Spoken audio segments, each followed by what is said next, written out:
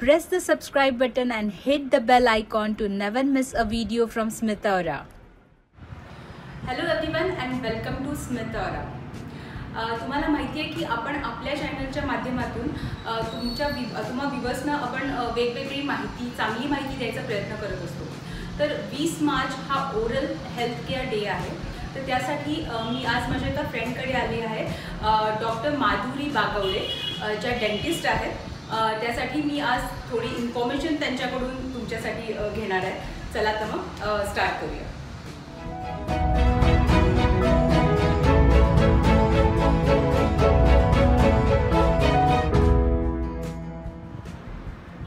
High Madhuri, welcome to YouTube channel Smita अवरा. मी doctor Madhuri Naren Bagwade. सर्वांना माझा नमस्कार. मी शाहूपुरीमध्ये माझी प्रॅक्टिस करते. माझं स्वतःचं क्लिनिक आहे. शाहूपुरीमध्येच मी प्रॅक्टिस करत आहे. शाहूपुरी फर्स्ट लँडला यांचं क्लिनिक आहे. तर आज माधुरी आम्ही यायचं कारण तुमच्याकडे हेच आहे की मला माझ्या व्ह्युअर्सना थोडं ओरल हेल्थबद्दल तुमच्यापासून जर काही थोडीफार माहिती मिळाली तर ती खरंच उपयोगी पडेल. तर मला आज जो पहिला प्रश्न विचारायचा आहे सगळ्यात आधी की आता आपण बघतो की लहान मुलांचे दात खूप लवकर किडतात. त्याच्या पाठीमागचं कारण काय आहे? किंवा आपण बघतो की लहान अगदी 1 वर्षापासूनचे जे वाढलेलं आहे प्रमाण अगदी लहान मुलांच्यात वगैरे. लहान मुलांचे दाताचे किडण्याचे प्रमाण आता सध्या खूपच वाढलेलं आहे. आता सध्याच्या काळामध्ये बघायला गेलं तर पॅरेंट्सना एकुलते एकच मुलं असतं. त्यामुळं त्यांचे लाड भयानक प्रमाणात केले जातात. मग ते जे काय मागतील ते त्यांना पुरवलं जातं. किंबहुना काही वेळाला तर ते मागण्यापूर्वीच दिलं जातं. पालकांचाच अट्टाहास असतो की मला जे काही नाही मिळालं ते मी माझ्या मुलाला देणार. मग त्याच्यामध्ये गोळ्या, biscuit, chocolate, hotelling, junk food, all bakery products या सगळ्या गोष्टींचा त्याच्यामध्ये समावेश असतो. त्यामुळे होतं काय की पालक जसं हट्ट पुरवतात त्या पद्धतीनं पालकांनी मुलांच्या दातांची काळजी सुद्धा घेतली पाहिजे. हे तुम्ही अगदी जाणीवपूर्वक लक्षात घ्या. आणि तुम्ही जर त्यांची काळजी व्यवस्थित नाही घेतली तर या जंक फूडचा परिणाम असा होतो की दात किडण्याचं प्रमाण वाढतं. दुसरी गोष्ट म्हणजे जर त्यांचे आजी, आजोबा, आई, वडील यांच्यामध्ये जर दाताचं किडण्याचं प्रमाण पूर्वीपासूनच असेल, लहानपणापासून त्यांच्या, तर त्या लहान मुलांची दाताची किडण्याचं प्रमाण सुद्धा वाढणार. हेरिडिटरी असू शकतं. आणि तिसरी म्हणायला गेलं तर एक नर्सिंग बॉटल केरी सिंड्रोम आहे आमच्या भाषेमध्ये, सायंटिफिक भाषेमध्ये. तर या सिंड्रोममध्ये काय असतं की लहान मुलांना मूल रडत असतं झोपताना, तर ते रडू नये म्हणून त्याला दुधाची बॉटल तोंडामध्ये देऊन झोपण्याची सवय केलेली असते. आणि हे खूप डेंजरस आहे. काही वेळेला दूध प्लेन वापरलं जातं, पण काही वेळेला दुधामध्ये त्या साखर किंवा बोर्नव्हिटा, हॉर्लिक्स यासारख्या गोष्टी मिक्स केल्या जातात. आणि होतं काय की दुधामध्ये ऑलरेडी शुगर असते. म्हणजे दूध म्हणजे इज नथिंग बट कार्बोहायड्रेट्स. आणि तोंडातले जे आपले जीवाणू असतात, बॅक्टेरिया असतात, ते या साखरेचे तुमच्या ॲसिडमध्ये रूपांतर करतात. आणि हे ॲसिड आपल्या दातांच्यावर जे कोटिंग असतं त्याला आम्ही इनॅमल असं म्हणतो. त्या इनॅमलला ते ॲसिड डिझॉल्व करतं आणि तेव्हा मग केरी स्टार्ट होतात. आणि केरी स्टार्ट होण्याचं प्रमाण असं जर तुम्ही तोंडामध्ये बॉटल ठेवली तर ते नक्कीच दाताचं किडण्याचं प्रमाण वाढणार. त्यामुळे जे कोणी असंच मुलांना झोपवत असाल तर आजपासून त्या मुलांना तोंडात दुधाची बाटली देऊन झोपवण्याची सवय असेल तर ती कृपा करून मोडून टाका. पहिल्यांदा मोड. म्हणजे आपण असं म्हणतो की लहान मुलांना तू चॉकलेट खातोस ना म्हणून दात किडतात. तर हे फक्त एकच कारण नाही आहे. त्या पाठीमागं बरीच कारणं आहेत. म्हणजे फक्त लहान मुलंच नाही तर स्वतः पॅरेंट्स सुद्धा याला जबाबदार असू शकतात. आणि जर काही त्याचं दाताचं किडण्याचं प्रमाण वगैरे वाढलं असेल तर तुम्ही ज्या त्या वेळेला डेंटिस्टना कॉन्टॅक्ट केला पाहिजे. लहान मुलांचे स्पेशल डॉक्टर असतात, पेडियाट्रिक डॉक्टर असतात, त्यांना तुम्ही कॉन्टॅक्ट केला पाहिजे. 6 महिन्यातनं किंवा 4 महिन्यातनं त्यांचं डेंटल चेकअप केलं पाहिजे. आजकाल पूर्णपणे ट्रीटमेंट सगळ्या वेगळ्या झालेल्या आहेत. म्हणजे तुम्हाला पूर्वी आपल्या लहानपणी अशा ट्रीटमेंट्स नव्हत्या, आपण एवढं जाणीवपूर्वक केलं जायचं नाही. पण आता पूर्णपणे काळ बदललेला आहे. पॅरेंट्स पण कॉन्शियस आहेत मुलांच्या बाबतीत, हेल्थच्या बाबतीत. त्यामुळे ते डेंटिस्टला अप्रोच करू शकतात. त्यांच्यामध्ये क्लिनिंग, फ्लोराईड ॲप्लिकेशन किंवा स्पेस मेंटेनर, पल्पेक्टोमी यासारख्या लहान मुलांच्या ट्रीटमेंट आहेत त्या तुम्ही डेंटिस्टकडून जाऊन तुमच्या करू शकता. त्यामुळे दातांचं किडण्याचं प्रमाण नक्की कंट्रोलमध्ये येईल. माधुरी, असं म्हणतात की हिरड्या तुमच्या जर व्यवस्थित असतील तर तुमचे दात घट्ट राहतात. तर हिरड्या हिरड्यांचं आरोग्य कसं ठेवलं पाहिजे?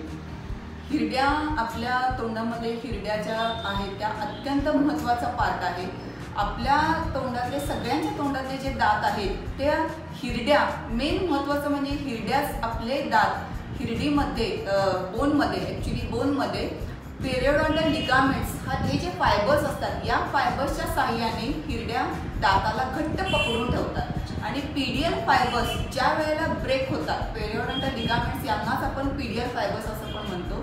जेव्हा पीडियल फायबर्स ब्रेक होतात तेव्हा त्याची जागा कॅल्क्युलस घेते. म्हणजे ॲक्च्युली कॅल्क्युलस फॉर्मेशन जेव्हा होतं तेव्हा ते पीडियल फायबर्स ब्रेक होतात आणि त्याची जागा कॅल्क्युलसने घेतली जाते. कॅल्क्युलस मीन्स जे आपण कॅल्क्युलस मीन्स तुम्ही टार्टर तुमच्या आपल्या भाषेत म्हणायला गेलं तर त्याला काही लोक टार्टर असे म्हणतात. जनरल लोक त्याला टार्टर असे म्हणतात. म्हणजे दाताच्या कटिंगमध्ये वगैरे जे आपल्या काळं वगैरे अडकतात आणि काळसर तांबूस वगैरे असं चॉकलेटी असं डार्क कलरमध्ये जो पट्टा दिसतो तो कॅल्क्युलस टाईप असतो. ॲक्च्युली कॅल्क्युलस हे आपल्या तोंडामध्ये जिथं हिरडी आणि दात यांच्यामध्ये गॅप असते त्या गॅपमध्ये कॅल्क्युलस तयार होत असतं आणि जेव्हा जर हे कॅल्क्युलस आपण वेळीच क्लीन नाही केलं तर ते कॅल्क्युलस वाढत जातं आणि त्यामुळेच हिरड्याचं आरोग्य मग डेंजरमध्ये येतं. मग त्यासाठी काही हिरड्यांसाठी किंवा आपल्या दातांसाठी आपण काय खाल्लं पाहिजे हे पण आहे का? म्हणजे त्याच्या हिरड्या जर तुम्हाला व्यवस्थित पाहिजे असतील तर त्याला तुम्हाला व्हिटॅमिन सीचं ॲप्लिकेशन व्यवस्थित प्रमाणात तुम्हाला घेतलं पाहिजे. म्हणजे संत्री, मोसंबी, लिंबू वगैरे जे पदार्थ आहेत ते व्यवस्थित तुम्हाला घेतलं पाहिजे. जर तुम्हाला व्हिटॅमिन सी डिफिशियन्सी असेल तर तुम्हाला हिरड्यांचे आजार जास्त प्रमाणात जाणवणार. हिरड्या जर व्यवस्थित टणक असतील तर तुमचे दात अगदी व्यवस्थित तोंडामध्ये नाही. काही वेळेला असं होतं की दात किडलेले नसतात पण हिरड्या कमकुवत असल्यामुळं दातांची तक्रारी जास्त असतात आणि अशा वेळेला जर तुमच्या हिरड्या कमकुवत असतील किंवा हिरड्यांमधनं रक्त येणं, पू येणं तर त्यावेळेला तुम्ही हिरडी रोगतज्ञांना कॉन्टॅक्ट केला पाहिजे. जनरल डॉक्टरांपेक्षा तुम्ही हिरडी रोगतज्ञांनाच कॉन्टॅक्ट केला पाहिजे. ते तुम्हाला सांगतील की तुम्ही सुप्राजिंजायवल स्केलिंग, सबजिंजायवल स्केलिंग, क्युरेटाज, परत फ्लॅप सर्जरी, बोन ग्राफ्टिंग यासारख्या सगळ्या ट्रीटमेंट आहेत त्या तुम्ही पाहिजे त्या हिरड्यांचं जे ट्रीटमेंट आहे ते डेंटिस्टकडे नाही. ॲक्च्युली त्याला हिरडी रोग तज्ञच पाहिजे, पेरिओडॉन्टिस्टच पाहिजे. म्हणजे जर हिरडीचे प्रॉब्लेम असेल तर तुम्हाला हिरड्यांचे डॉक्टर जे वेगळे आहेत म्हणजे डेंटिस्टकडे जाऊन उपयोग नाही त्यासाठी. त्यांच्याकडून किरकोळ प्रॉब्लेम सॉल्व्ह होतील पण जर तुम्हाला मेजर प्रॉब्लेम असेल तर you have to go to periodontist. Madhuri, आपण आता स्टेप बाय स्टेप बघितलं की मुलांचं दाताचं आरोग्य कसं ठेवायचं, हिरड्यांचं आरोग्य कसं ठेवायचं. तर मी असं ऐकलं की दाताचं क्लिनिंग तुम्ही करून घेतलं पाहिजे. तर कंपल्सरी क्लिनिंग केलंच पाहिजे असं म्हणजे वर्षातून एकदा केलं पाहिजे की दोनदा केलं पाहिजे म्हणजे कितपत क्लिनिंग करणं योग्य आहे आणि ते करायलाच हवं का? ॲक्च्युली कसं आहे क्लिनिंग आपण केव्हा करतो जेव्हा दातांवर स्टेनिंग असतं किंवा कॅल्क्युलस फॉर्मेशन झालेलं असतं त्यावेळेला क्लिनिंग करायला हवं. ॲक्च्युली फक्त तुम्ही 6 महिन्यातून एकदा डेंटिस्टकडे जाऊन व्हिजिट करणं गरजेचं असेल. तुमचे डेंटिस्ट तुम्हाला सांगतील जर तुम्हाला गरज असेल तर तुम्ही क्लिनिंग करा. वर्षातून एकदा क्लिनिंग करायचं आहे हे व्यवस्थित बरोबर आहे पण जर गरज असेल तर करा. एक्सेसिव्ह क्लिनिंग केला तर तुमचं सेन्सिटिव्हिटी वगैरे येण्याची शक्यता असते तुम्हाला. त्यामुळे शक्यतो जितकं होईल तेवढं इन्स्ट्रुमेंटेशन न केलेले बरं. गरज असेल तर करा. जेव्हा तोंडाची दुर्गंधी येत असेल किंवा कॅल्क्युलस फॉर्मेशन जास्त प्रमाणात असेल तेव्हा तुम्हाला डेंटिस्टना कॉन्टॅक्ट करा. त्यांच्या ॲडवाईसनुसार तुम्ही ती ट्रीटमेंट केली पाहिजे. स्वतः निर्णय घेऊ नका की मला आता करायचं आहे आणि आता मी डेंटिस्टकडे जाणार असं नाही आहे. तुम्ही आधी जाऊन हेल्थ चेकअप म्हणजे तुमचं जे ओरल चेकअप करून त्यांना विचारा की आता करायला हवं का तरच करा. म्हणजे माधुरीचं म्हणणं असं आहे की तुम्ही स्वतः निर्णय कुठले घेऊ नका. डेंटिस्ट तुमच्यासाठी आहेत अवेलेबल, तुम्ही त्यांनाच कॉन्टॅक्ट करा. जसं तुम्ही आता लहान मुलांचं सांगितलं माधुरी तसं मोठ्याने प्रौढ व्यक्तीने आपल्या दातांची काळजी कशी घेतली पाहिजे म्हणजे त्यांनी पण असं 6 महिन्यात एकदा चेकअप केलं पाहिजे किंवा काय हे जे आहे ते तुम्ही जरा. प्रौढ लोकांनी पण दातांची काळजी घेतलीच पाहिजे. 6 महिन्यातून एकदा डेंटल चेकअप केलंच पाहिजे. प्रत्येक व्यक्तीने सकाळी उठल्यानंतर आणि रात्री झोपण्यापूर्वी दिवसातून 2 वेळा ब्रशिंग हे केलंच पाहिजे आणि त्यामध्ये रात्री झोपण्यापूर्वीचं जे ब्रशिंग आहे ते अत्यंत महत्त्वाचं आहे कारण दिवसभरात जे काही तुम्ही खाता त्या खाद्यपदार्थांचा काहीतरी अंश तोंडामध्ये राहिलेला असतो आणि ते खाद्यपदार्थ पावडरच्या स्वरूपामध्ये लाळेमध्ये असतात आणि ती लाळ आपल्या दातांभोवती असते. त्यामुळे त्या खाद्यपदार्थांचा अंश जरी तुमच्या तोंडात राहिला तरी बॅक्टेरिया मल्टिप्लाय होतात तोंडातले आणि खाद्यपदार्थातल्या शुगरचं रूपांतर ॲसिडमध्ये होतं आणि हे ॲसिड तुमच्या इनॅमलमध्ये एकदा टचमध्ये आलं की ते पुन्हा इनॅमल डिझॉल्व्ह होतं आणि एकदा डिझॉल्व्ह झालं की केरीज फॉर्मेशन प्रमाण वाढतं. त्यामुळे तुम्ही 2 वेळा ब्रशिंग केलंच पाहिजे. रात्री झोपण्यापूर्वी जे ब्रशिंग आहे ते अत्यंत महत्त्वाचं आहे.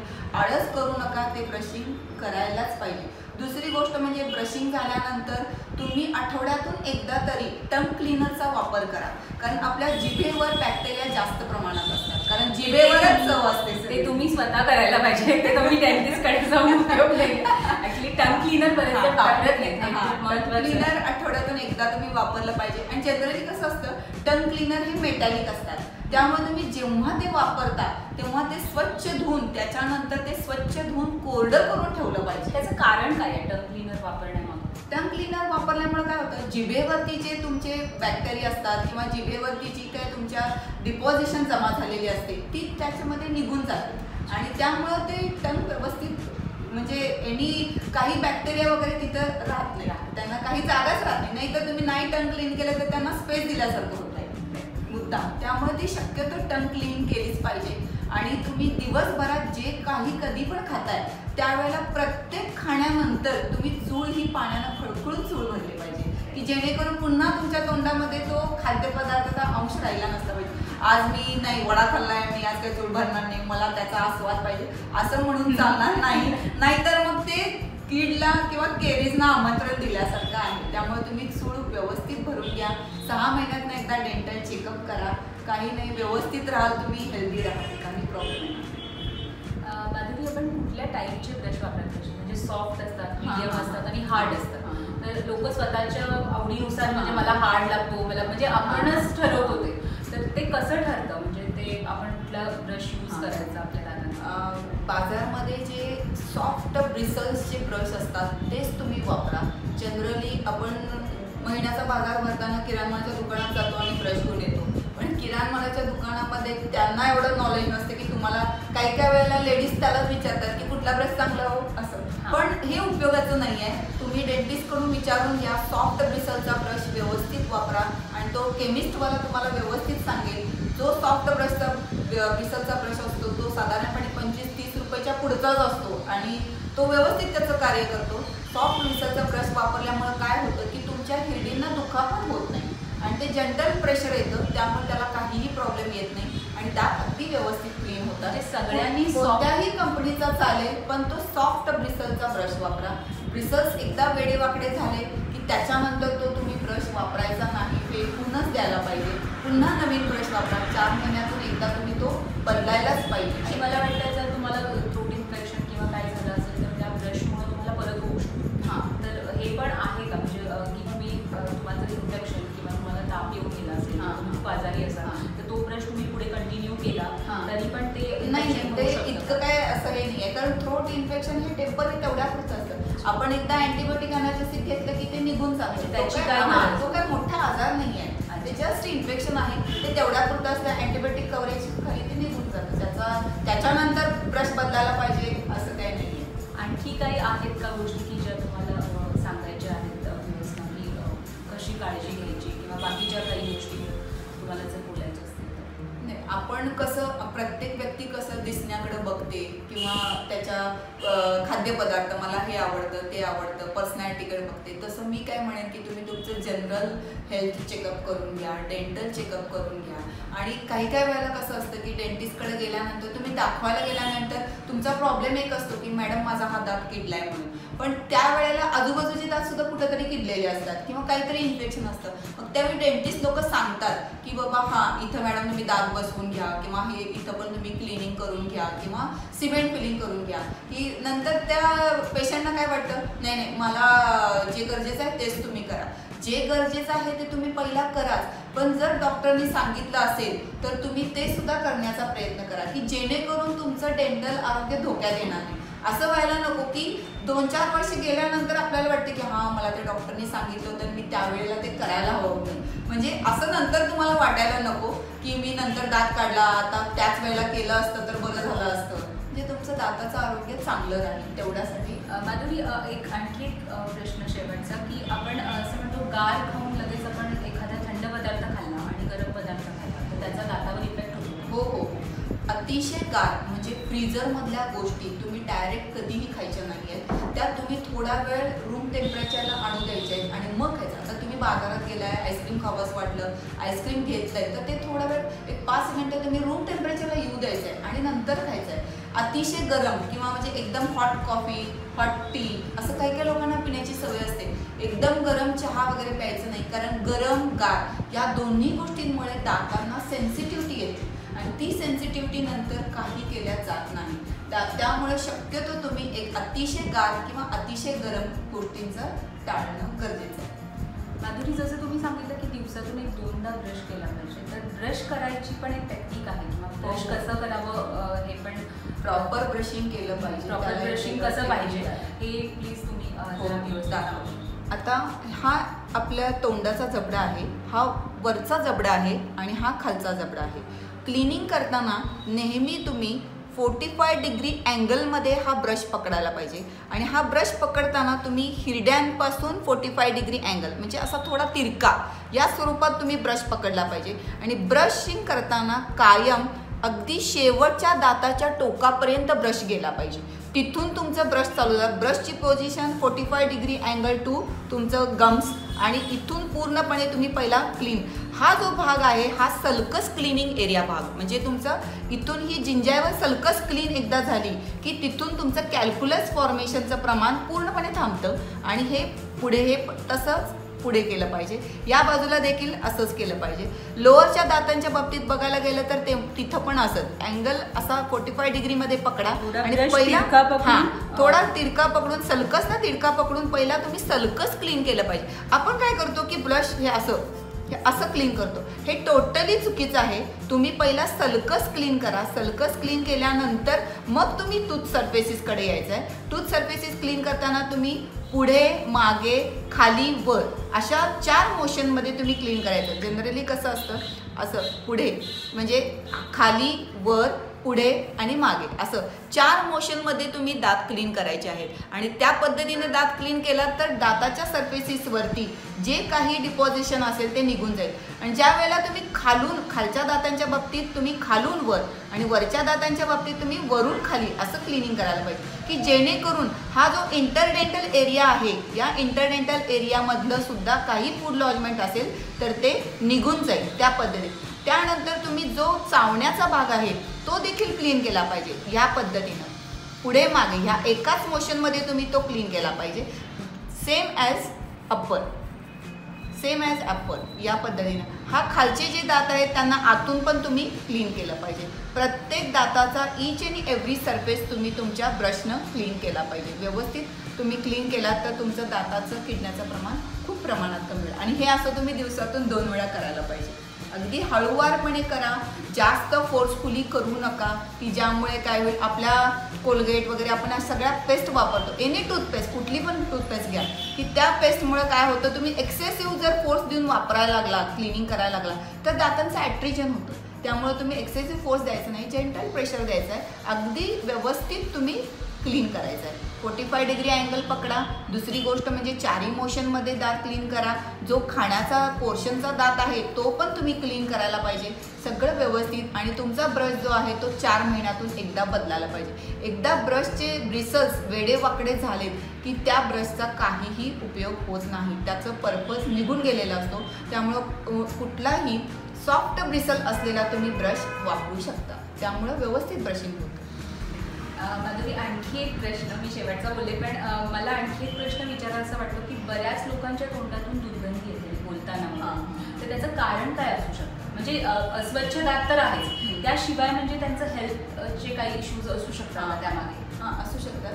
काही लोकांना कसं असतं की टोबॅको किंवा मिश्री, मावा, गुटखा या सगळ्या गोष्टी खाण्याची सवय असते. आता टोबॅको वगैरे बघायला गेलं तर त्यामुळे काय होतं, एक्सेसिव्ह यूज त्याचा केला की त्यामुळे कॅल्क्युलस वगैरे तयार होतं. आणि जेव्हा तोंडामध्ये कॅल्क्युलस तयार होतं तेव्हा त्याचा तुम्हाला दुर्गंधी, त्यांच्या तोंडाची दुर्गंधी येते. त्याला आम्ही आमच्या सायंटिफिक भाषेमध्ये हॅलिटोसिस असं म्हणतो. आणि हॅलिटोसिसचं एक कारण कॅल्क्युलस फॉर्मेशन असू शकतं. दुसरी गोष्ट म्हणजे तुमच्यामध्ये जर पायोरिया इन्फेक्शन असेल तरी पण तुमच्या तोंडाला दुर्गंधी येणार.